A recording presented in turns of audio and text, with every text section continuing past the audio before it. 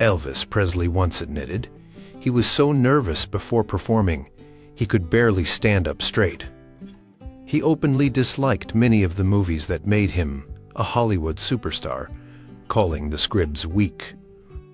In a rare moment of public vulnerability, he revealed his deep spiritual searching was heavily influenced by his mother and the gospel music they shared. He sometimes felt trapped by his own image, comparing his life to being in a cage. Number 7. When Elvis got real about global fame and giving back before the Aloha from Hawaii show. Picture this. It's November 1972, Honolulu, Hawaii. Elvis Presley, arguably the biggest star on the planet, sits down for a press conference. But this isn't just any press conference. This is for the Aloha from Hawaii concert, set to be broadcast via satellite, a groundbreaking technological feat at the time, to potentially over 1 billion people worldwide. The pressure is immense. Elvis, tanned and wearing one of his iconic jumpsuits, faces a room full of reporters. While these events were often carefully managed by his manager, Colonel Tom Parker, moments of Elvis's genuine thoughts sometimes slipped through. During this press conference, Elvis talked about the unique nature of the upcoming show. He mentioned the unprecedented reach of the satellite broadcast. Reporters asked him about the potential audience size, a staggering figure even by today's standards. Elvis acknowledged the scale, expressing a sense of wonder mixed with the expected professionalism. He commented on the idea of people watching simultaneously in places like Japan, Australia, and South Korea. He noted the concert wouldn't be shown live in the US to avoid clashing with the Super Bowl, with a later broadcast planned. A significant part of this press conference focused on the charitable aspect of the concert. Elvis confirmed that the show itself would have no set ticket price. Instead, attendees could donate whatever they wished, with all proceeds going to the Kui Lee Cancer Fund. Kui Lee was a Hawaiian singer-songwriter who had died of cancer in 1966. Elvis spoke about Kui Lee, expressing admiration for his work and explaining the personal connection to the cause. He mentioned Lee's song, "I'll Remember You," which Elvis himself had recorded and often performed. He articulated that doing the show for charity felt right, connecting his global platform to a local Hawaiian cause. He stated plainly that since Hawaii was paying for the satellite time, he wanted the concert to benefit the people of Hawaii. He was asked about the technical aspects, the novelty of the satellite technology. While not delving into engineering details, he conveyed his understanding that this was something new and exciting, a way to reach fans who might never get to see him perform live otherwise. He touched upon the feeling of performing for such a vast unseen audience, a different dynamic compared to a live arena crowd right in front of him. There were also questions about his career trajectory. By 1972, Elvis was firmly established in his jumpsuit era, a Las Vegas headliner and touring powerhouse. He fielded questions about his music, his return to live performing after his Hollywood years, and his feelings about being back on stage regularly. He often expressed his love for live performance during this period, contrasting it with the movie-making process he frequently found tedious. He might have reiterated his preference for the immediate feedback and energy exchange with a live audience. Reporters, as they often did, asked about his personal life, his image, or his thoughts on current events. Elvis, typically guarded on highly personal matters in such settings, would often deflect with charm or a brief non-committal answer. However, his demeanor, sometimes relaxed, sometimes showing the strain of the constant spotlight, could be revealing in itself, Observers at the Aloha press conference noted his professionalism and his focus on the positive aspects of the event: the technology, the music, the charity. He appeared committed to making the event a success. He was asked if he was nervous about the global broadcast, while often admitting to pre-show nerves throughout his career. Here he projected confidence about the performance itself, focusing more on the logistical marvel of the broadcast. He emphasized his desire to put on a good show for everyone watching, wherever they might be. This press conference stands out because it captures Elvis at the peak of his later career, engaging with the implications of his massive worldwide fame in a very tangible way, linked to a specific, technologically ambitious, and charitably focused event. It wasn't just about promoting a concert. It was about acknowledging his global status and using it for something novel and beneficial. Number 6. The time Elvis talked Army life and missing home from Germany. Imagine Elvis Presley, the rock and roll phenomenon, who scandalized and thrilled America suddenly in Army fatigues. In March 1958, Elvis was inducted into the U.S. Army, a move that generated massive media attention. He served a 2-year stint, much of it stationed in Freiburg, Germany. During this time, away from the stage and the movie sets, Elvis gave several interviews and press conferences, particularly upon his arrival in Germany in October 1958 and later during his service. These interactions offer a unique glimpse into a different side of Elvis, Private Presley, adjusting to military life far from home. One notable press conference occurred shortly after his arrival in Germany. Surrounded by reporters and photographers, Elvis, looking distinctly different in his uniform, with a military haircut, answered questions about his new reality. He spoke about the transition from being a global superstar to being just another soldier. He emphasized his desire to be treated like everyone else, stating he didn't want any special privileges. He often repeated variations of the line, "I just want to be accepted as a soldier." He talked about the basic training he had already undergone back in the States at Fort Hood, Texas, mentioning the routines, the physical demands, and the discipline. He was inevitably asked how he felt about being away from his career at its peak. Elvis expressed that serving his country was something he had to do, a duty he was fulfilling. While acknowledging he missed performing and making music, he framed the Army experience as something valuable, a chance to learn and grow. He sometimes mentioned looking forward to returning to his career eventually, assuring fans he wasn't finished with music. Loneliness and homesickness were recurring themes. In interviews from this period, Elvis candidly spoke about missing his family, particularly his mother Gladys, who had tragically passed away just before he shipped out to Germany in August 1958. Her death deeply affected him, and being stationed overseas so soon afterward was undoubtedly difficult. He spoke about missing Graceland, his home in Memphis, and the familiar comforts of his life back in the United States. He mentioned receiving lots of mail from fans, which he appreciated as a connection to home and his previous life. He talked about trying to stay in touch with family and friends through letters and phone calls. He also discussed the day-to-day aspects of Army life in Germany. He described his duties, which eventually included driving a Jeep for his sergeant. He talked about living in the barracks initially, then later moving off base with his father Vernon and grandmother Minnie Mae, who joined him in Germany. He mentioned exploring the local area when he had leave, learning a little about German culture, and interacting with the local population.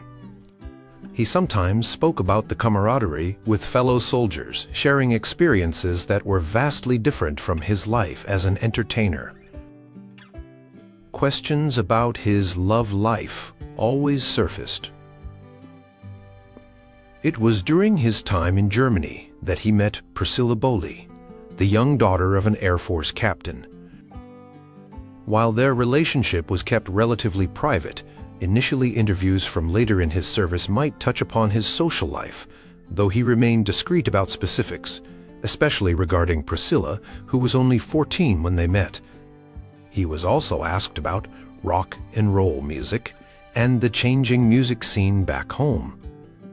Elvis expressed continued interest in music, listening to records and sometimes jamming informally with army buddies. He acknowledged that music was evolving, but usually expressed confidence in his ability to reconnect with his audience upon his return. He rarely criticized other artists, maintaining a generally positive outlook on the state of music. These German interviews are significant because they show Elvis in a completely different context. Stripped of his stage persona, he appears more serious, more reflective, and sometimes more vulnerable. He's dealing with grief, homesickness, and the challenges of military discipline, all under the intense scrutiny of the global media. His statements about wanting to be a regular soldier, his expressions of missing home, and his thoughts on his future career provide a rare look at the man behind the king persona during a pivotal dark period in his life. He wasn't Elvis the superstar. He was Private Presley, trying to navigate a world far removed from the one he knew. Number 5. That moment Elvis confessed his deepest influences at the JC's Awards. This wasn't a traditional interview, but it was one of the most revealing public statements Elvis ever made. On January 16, 1971, Elvis Presley was honored by the United States Junior Chamber of Commerce, the JC's, as one of the 10 outstanding young men of America. The ceremony took place in Memphis, Tennessee. Elvis, visibly emotional and nervous, stepped up to the podium to accept the award and delivered a short, unprepared speech straight from the heart. It remains one of the most quoted and analyzed moments of his speaking publicly about his own life and motivations. He began by expressing his sincere gratitude for the honor, admitting he felt unworthy compared to the other recipients, who included prominent figures in science, politics, and community service. He appeared genuinely humbled by the recognition. His voice trembled slightly as he spoke, a stark contrast to his commanding stage presence. Then Elvis did something rare. He talked about his dreams and inspirations, tracing them back to his childhood. He said, "When I was a child, ladies and gentlemen, I was a dreamer. I read comic books, and I was the hero of the comic book. I saw movies, and I was the hero in the movie. So every dream I ever dreamed has come true 100 times." This simple, almost childlike admission offered a profound insight into his inner world, suggesting that the larger-than-life persona was, in part, the fulfillment of boyhood fantasies. It painted a picture of a young boy in Tupelo, Mississippi, escaping into worlds of heroes and adventures, never imagining the scale of his future reality. He didn't stop there. He connected these dreams to his spiritual grounding, referencing the influence of gospel music and his religious upbringing. He continued, "These gentlemen may have made contributions in their field, but I think all I did really was. I learned very early in life that without a song, the day would never end. Without a song, a man ain't got a friend. Without a song, so I keep singing a song, good night." He then quoted lyrics from the song Without a Song, popularized by artists like Bing Crosby and Frank Sinatra, but deeply resonant within the gospel tradition as well. This reference was significant. Elvis often spoke of his love for gospel music, considering it a fundamental part of his musical identity. His performances frequently included gospel numbers, delivered with palpable passion. By choosing these lyrics, In this moment of high personal honor, he was publicly affirming the central role that music, and specifically the soulfulness associated with gospel and spiritual songs, played in his life. It wasn't just about entertainment, it was about purpose, connection, and perhaps even salvation. A man ain't got a friend, the road would never bend. The speech was brief, perhaps only a couple of minutes long, but its impact was immense. Elvis rarely spoke so personally and poetically in public. Usually his interactions were mediated through interviews or press conferences, often guided by Colonel Parker's influence. Here, accepting an award based on character and contribution rather than record sales or box office numbers, he seemed to drop the facade. He connected his global success back to humble beginnings, dreams fueled by popular culture and the enduring power of music rooted in faith. Witnesses described him as genuinely moved, tears welling in his eyes. The audience was captivated by his sincerity. This wasn't Elvis, the pelvis, the rock and roll rebel, or Elvis, the movie star. This was Elvis, the man, sharing a piece of his soul. The JC's speech stands as a rare, unscripted glimpse into his core beliefs and the forces he felt shaped his extraordinary journey. It revealed a man who, despite unimaginable fame and fortune, still saw himself as that dreaming boy from Mississippi, guided by the simple truth found in a song. Number 4. When Elvis opened up about stage fright and isolation during the Elvis on Tour documentary. In 1972, MGM filmed the documentary Elvis on Tour, which won a Golden Globe for Best Documentary Film. Unlike scripted movies, this film aimed to capture the reality of Elvis's life on the road during a 15-city tour in April of that year. While it toegate electrifying concert footage, it also included surprisingly intimate paged moments and candid interview segments where Elvis reflected on his life career and the pressures of fame. These moments, often filmed in quiet hotel rooms or during travel, provide some of the most irrepressible glimpses into Elvis's mindset during his later years. One recurring theme in these segments was Elvis's admission of intense nervousness before performing. Even after decades of superstardom, he confessed to battling stage fright. He described the physical sensations, the anxiety, the energy build up the feeling of needing to release it on stage. He explained that the nervousness wasn't necessarily about forgetting lyrics or hitting notes, but more about the immense anticipation and the desire to connect with the audience and give them the best possible show. He said things like he felt a huge responsibility to the fans who came to see him. He admitted that, sometimes, just before the orchestral introduction started, he felt like he couldn't possibly go through with it, but the music and the roar of the crowd would pull him onto the stage. This contrasts sharply with the effortless cool he projected during performances. The documentary also subtly highlighted the isolation that came with his level of fame. While surrounded by his entourage, the Memphis Mafia, musicians and crew, Elvis often seemed separate, enclosed in his own world. In the interview segments, he spoke reflectively about the nature of his life. He didn't explicitly complain, but he alluded to the constraints. He couldn't just walk down the street or go to a regular restaurant without causing chaos. Life was lived in hotel suites, private jets, and secured venues. He talked about the routine of touring, city after city, show after show, and the sense of disconnection that could sometimes arise. He reflected on his career path, particularly the transition from the rebellious rocker of the 50s to the movie star of the 60s, And finally, to the concert performer of the 70s, he reiterated his love for live performing, stating it was what he enjoyed most. He contrasted the immediacy and energy of the stage with the often monotonous process of filmmaking. He talked about feeling more fulfilled musically during his concert tours. There were also philosophical musings.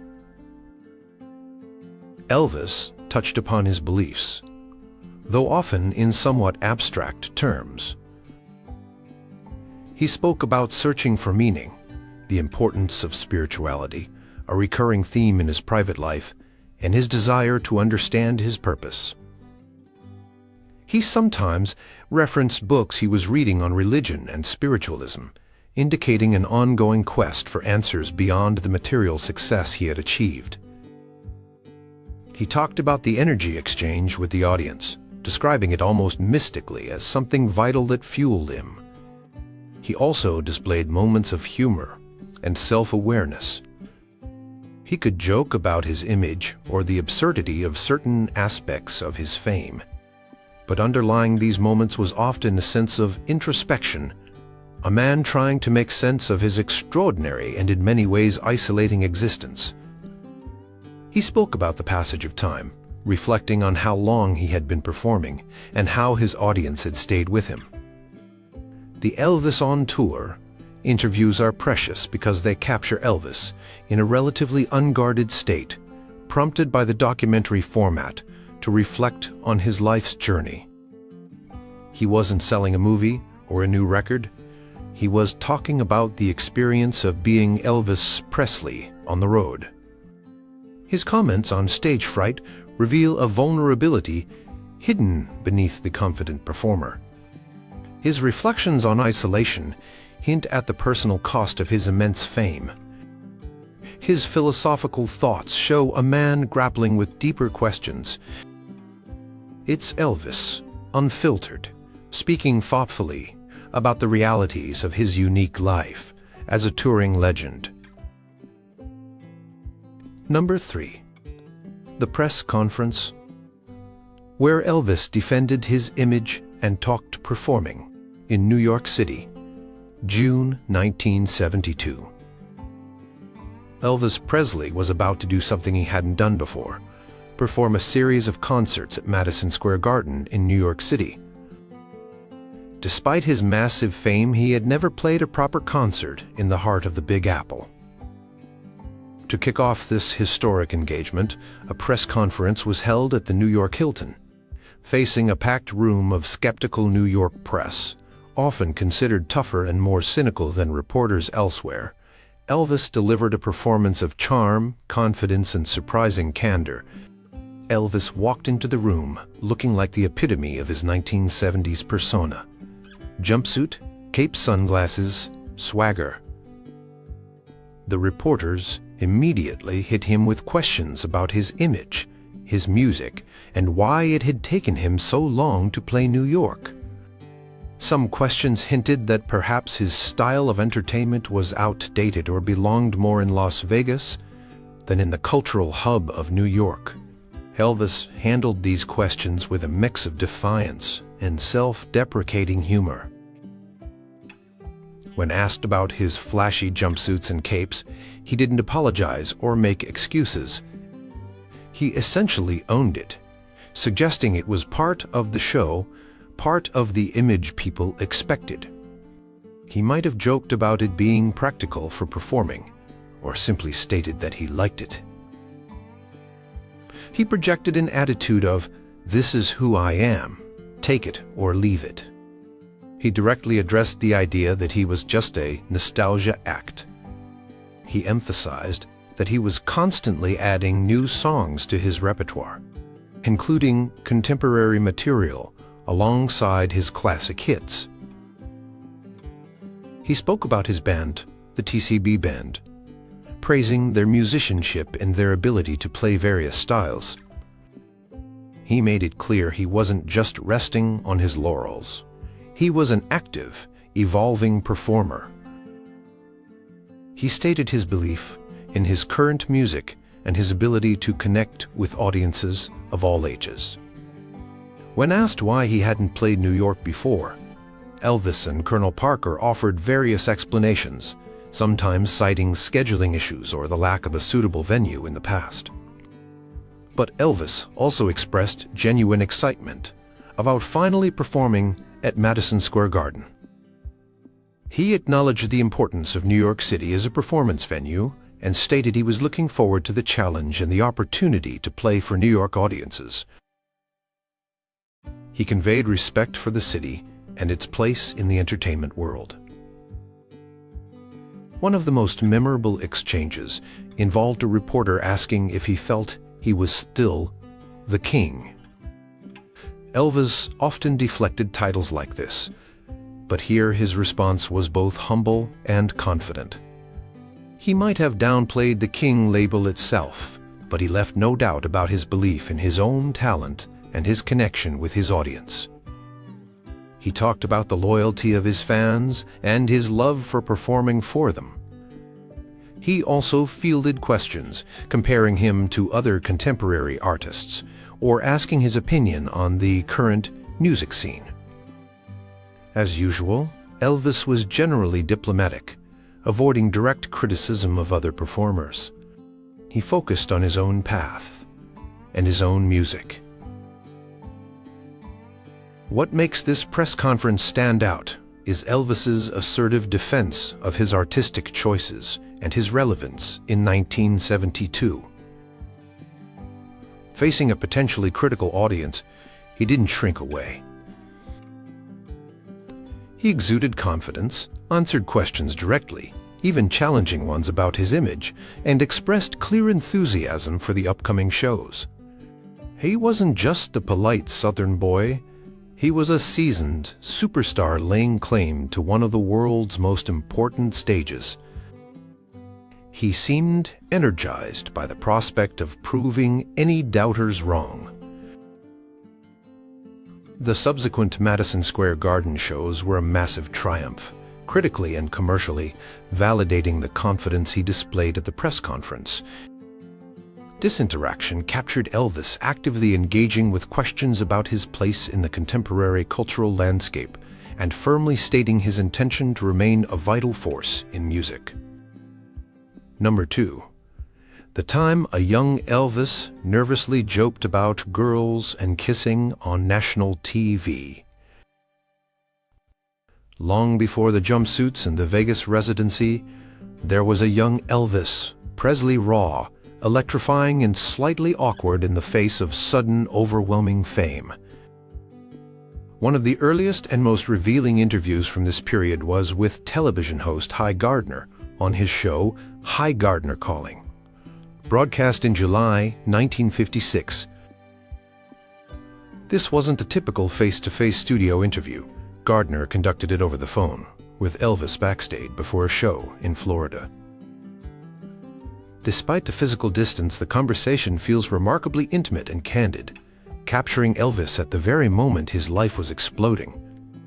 Elvis, just 21 years old, sounded polite and respectful, addressing Gardner as "Sir," but also clearly a little bewildered by the whirlwind he was caught in. Gardner asked him about the intense reactions he was getting, particularly from female fans. Elvis admitted it was overwhelming.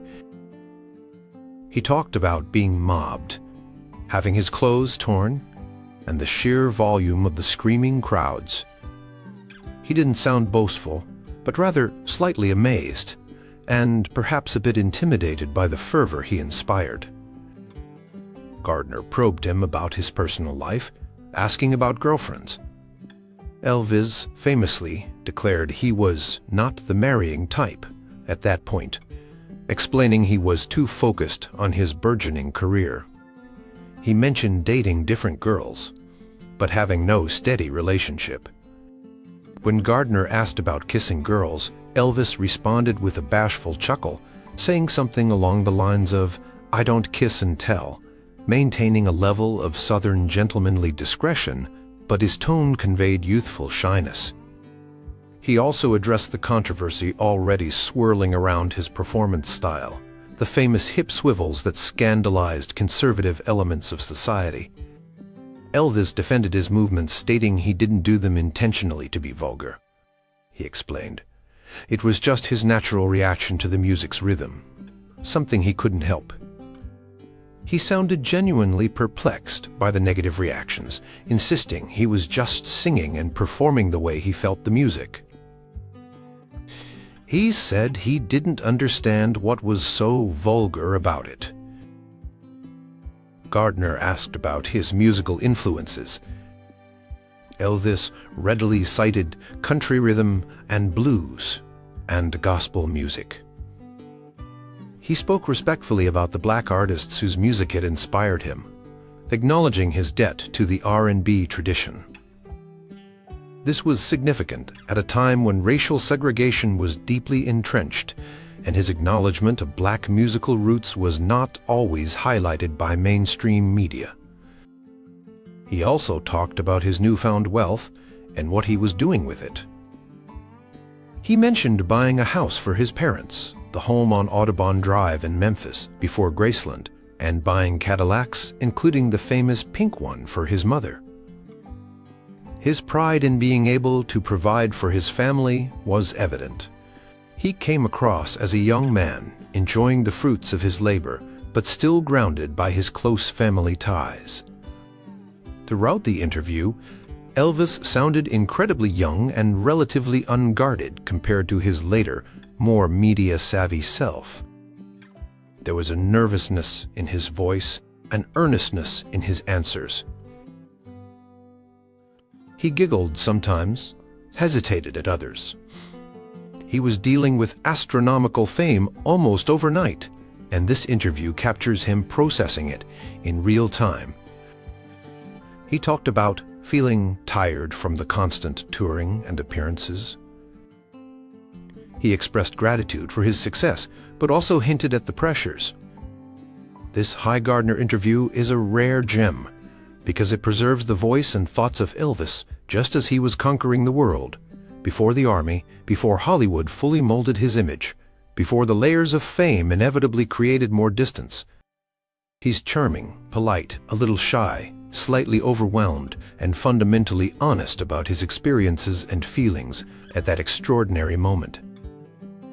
It's a snapshot of the young man behind the seismic cultural shift he was unleashing. Number 1. The Homecoming Press Conference where Elvis faced his roots and early fame, September 26, 1956. Elvis Presley returned to Tupelo, Mississippi, the town where he was born, to perform 2 shows at the Mississippi-Alabama Fair and Dairy Show, the same fair where he had reportedly made his public singing debut at age 10. This homecoming was a massive event for Tupelo and a significant moment for Elvis, marking his return as a national sensation to the place where it all began. Before the shows, a press conference was held, offering a fascinating look at Elvis interacting with the local community and press, reflecting on his roots and the dizzying speed of his ascent. Surrounded by local officials, family acquaintances, and reporters, Elvis dressed sharply but perhaps a bit more conservatively than for national appearances, fielded questions that were often personal and rooted in his local identity. He was asked about his memories of growing up in Tupelo, living in the small shotgun house, now a historic landmark, and attending Aloha Elementary School. Elvis spoke fondly of his childhood, recalling specific places and people. He expressed genuine affection for his hometown, emphasizing his connection to the community. He talked about his early musical experiences in Tupelo, singing at church, and listening to the radio. He mentioned his first public performance at the fair years earlier, where he supposedly sang Old Shep. While details of that childhood performance are debated, Elvis acknowledged the significance of returning to perform on that same fairground as a star. He expressed gratitude for the support he received from his hometown. The press conference inevitably touched upon his sensational fame and the controversies surrounding his performing style. Local reporters asked him about the criticism he faced, perhaps with a mix of local pride and concern. Elvis responded, much as he did in other interviews from the period. He defended his style as natural, born from the music, and expressed bewilderment at the harsh critiques. He might have emphasized that he meant no disrespect and was just performing honestly. Facing his hometown crowd, there was perhaps an added layer of wanting to reassure the people who knew him as a boy that he hadn't fundamentally changed or become corrupted by fame. He discussed the whirlwind of the past year, the television appearances like The Milton Berle Show and Steve Allen Show, appearances which had generated huge buzz and controversy. The hit records, Heartbreak Hotel, Don't Be Cruel, Hound Dog, the burgeoning movie career, his first film, Love Me Tender, was soon to be released. He conveyed a sense of astonishment at how quickly everything had happened. He might have mentioned the exhaustion of touring and the lack of sleep, themes common in his interviews from this frantic period. There were likely questions about his family, particularly his close relationship with his parents, Vernon and Gladys, who were pillars of support and often traveled with him. His connection to family and his Southern roots were palpable during this homecoming event. He might have shared anecdotes about his parents' reactions to his success or their life back in Memphis. Compared to national press conferences, the Tupelo event had a different flavor. The questions were likely more familiar, the atmosphere perhaps less aggressive, tinged with local pride. For Elvis, it was a chance to reconnect with his origins, physically standing in the place that shaped his early years. His responses reflect a young man trying to reconcile his humble beginnings with his current stratospheric success.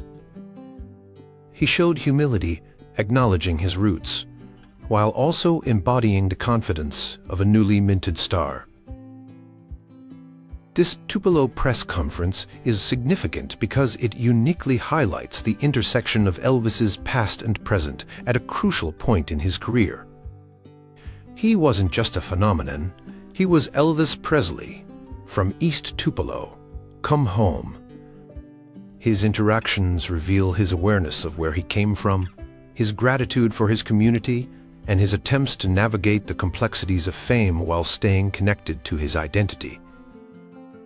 It's a poignant snapshot of Elvis acknowledging his roots amidst the explosion of his global stardom.